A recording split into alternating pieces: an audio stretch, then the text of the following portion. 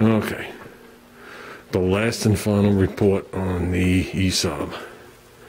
As you can see, the only thing we have in there is some SPI paint.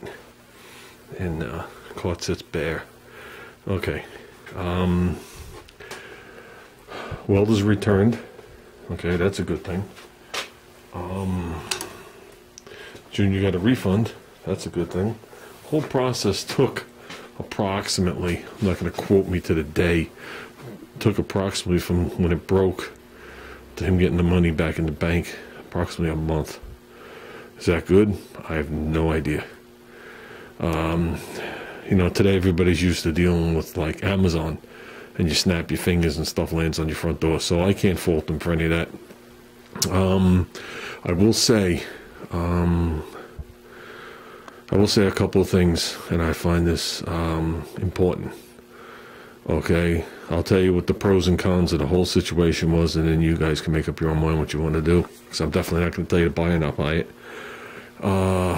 One of the pros, the machine seemed to work very well. Okay, it's pretty modern. The smart MIG adjusts as the conditions adjust.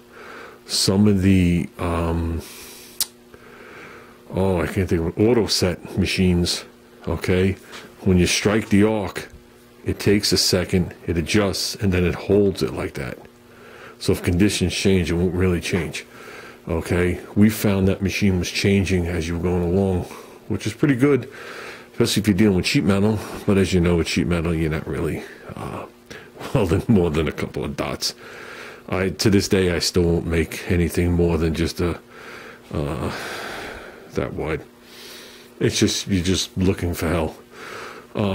That was a positive. The machine was fairly robust with the way it was protected, unlike that Everlast over there. That was a bonus. And like I said, when it was up and going, that was all positive things for the machine. If you're a hobbyist, that's all great.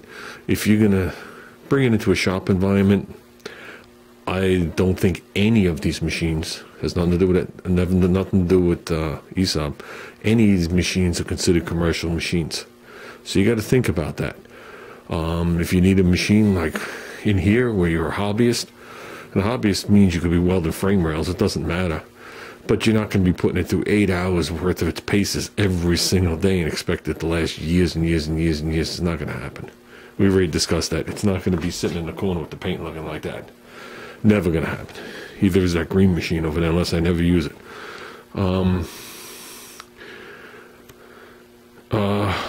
Comparing that to the Millimatic 212, I think is the machine we have, with 211 or 212. You can't compare it because one is just two knobs and no digital display, and the ESOB was a little higher end, so you had a display so you could read your voltages and stuff like that. So I can't compare them. Welding wise, I didn't see much of a difference other than the auto set. The Miller that we've been using now, it's coming on, I think, close to 10 years, has never let us down. And it goes through its gorillas. So those are some of the pros. Some of the cons is definitely the customer service, and I'm definitely going to say that customer service. So if you luck out and you buy a machine and it never gives you trouble, everything's fine and dandy. My experience, and I would think that it would have to be more than just me, because if I would have called one time and had an issue, then you'd like, okay, someone was having a bad day. But when it goes on and on and on and on and on, it's not a bad day. Now, I personally feel if my friend Josh didn't step in and call his friend from ESOB, I don't know where we would be. Okay, they made sure they checked up on the process, and they could see I was definitely getting tweaked.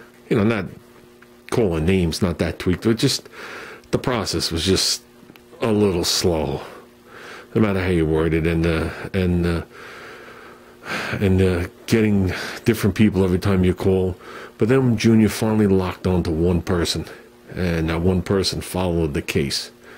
Okay, and near the end, the one person is the one that made sure he got his refund, that the refund had to go back to the place he bought it from. They dragged their feet. The refund lay there probably close to a week before they did the paperwork. That was a little, Another thing, another con was, not like the con you, pros and cons, is when that machine went to the repair shop, without any questions, ESOB should have stepped in and took care of the situation. They should never let that machine get brought back to me broken, because technically it is broken. Everybody that deals with electronics knows. It's like when your radio goes bad and you hit a bump and it works. Sooner or later you can hit another bump and it's not going to work. Okay, whether it's a bad solder joint, a loose wire, a bad die, whatever it is. So everybody knows that machine was going to fail. That machine should have never came back to Junior. At that point, Junior should have been offered a refund or an exchange, and that's it. You know what I mean? I wouldn't expect, if you buy something and it breaks, even that short of a span, that they offer you a discount. That I don't get. That just seems to be what people expect these days. I don't expect that. I just expect things to be taken care of. After you put through the ringer for a couple of weeks, and they want you to buy their product, absolutely. Okay, there's a difference there. Now, we were told at the end, by the person that was helping my son, that now he followed it right to the end because the money left them, and he followed it because my son hadn't received it. And he told them that he should be receiving it on this day, and that a representative from ESOB was going to contact him, wanted to make sure it was okay, was going to contact him, and they feel there's no reason why an ESOB shouldn't be sitting on that cart, and they're going to do everything in their power to make sure one's sitting there. The only thing yellow over there is my box of gloves. Okay? When Junior contacted him a couple of days later, because Junior wants to get a new machine, his words were, and I quote, "I called a representative, okay, and left messages, and they've yet to get back to me." Now, this is ESOB telling me that they're calling their own rep, and their own rep won't get back to him. Forget about getting back to me. That's why there's no machine sitting there. Okay? They could have probably talked my son into one, even though I was talking my son out of one. They could have probably talked him into one. Okay? But they didn't make the last effort. They dropped the ball. They dropped the ball. So for me, that destroyed everything. That destroyed everything. They had a chance to make it right, and they blew it. They blew it. The other two videos are no longer up. I'm not going to sit there and bash ESOB. It is what it is. This is going to be the only thing, the only video, because this is the end. This is what the overall, this is the closing of it. Okay? There's no need to drag it out through multiple videos to tell you everything that happened as it happened. Okay? Are we going with another ESOB? No. No. Now, it's been a week and a half. Okay? With the no call, we're done. Okay, Junior called back twice, and twice the guy apologized for them not getting to him, and my son called it done. And I don't blame him. I was done before that. But, because I'm telling him, I said, you can't go into business with a hobbyist machine, and I'm not sure what they even offer in a commercial machine. And that's the reason why I'm giving this the little TLC that it needs. I don't really care what it looks like. I think when he uses this machine, he's going to realize, because he uses the 252. That's what he learned on the Miller 252. Now, the Miller 252, to me, is a modern-day version of this. That's the best way I could word it. Very simplistic. Has like two knobs. Okay, you don't have a lot of these hokey old-fashioned telephone cables sticking out, which I'm not saying it's hokey, that's the way they did it. You know what I mean? But the 252 is like the Miller's modern-day workhorse for this type of machine. Then there's the other one. I can't think of what it is, but the other one has a full screen and all the digital shit and stuff like that. You're a welder, you don't need that stuff. If you're a true welder, you don't need that stuff. Watch true welders work. They do not have digital screens. You might see guys using them now because, wow, this is fun, this is cool. True welders don't have digital screens. They're not even looking at the welder. They do what they have to do, they make their adjustments, and they start welding. The machine is nothing. It's like me using tools at work. I don't pay no attention to what they are anymore. I don't look at my toolbox anymore. I don't really care.